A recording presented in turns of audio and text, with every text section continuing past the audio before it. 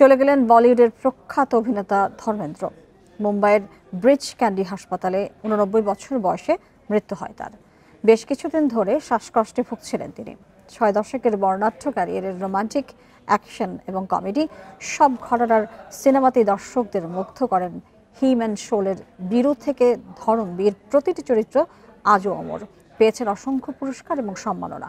রাজনীতিতেও সফলতা পান ধর্মেন্দ্র বলিউডে হিমেন হিসেবে পরিচিত হলেও পুরো নাম ধর্মেন্দ্র কেয়াল কৃষ্ণ দেওল। ভক্তদের কাছে আজও উজ্জ্বল শোলে সিনেমায় তার বীরু চরিত্রটি। দীর্ঘদিনের ক্যারিয়ারে উপহার দিয়েছেন অসংখ্য সুপারহিট সিনেমা।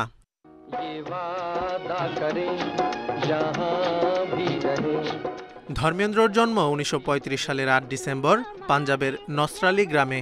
1960 সালে দিল ভি তেরা হাম ভি তেরে সিনেমার মাধ্যমে বড় পর্দায় ধর্মেন্দ্রর অভিষেক।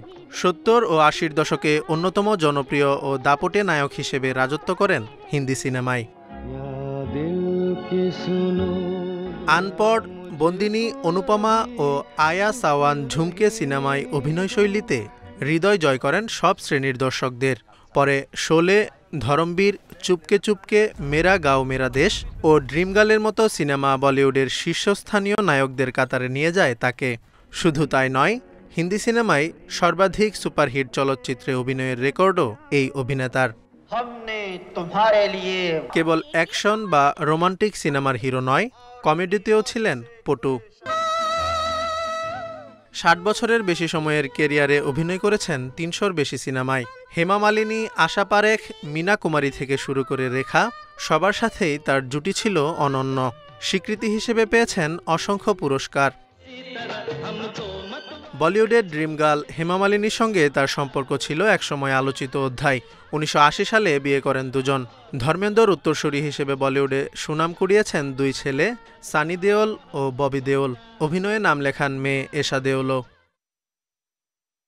পেশাগত সাফল্যের পাশাপাশি রাজনীতিতেও যুক্ত ছিলেন ধর্মেন্দ্র। 2004 থেকে 2009 সাল পর্যন্ত রাজস্থানের বিকানির থেকে বিজেপির সংসদ সদস্য ছিলেন।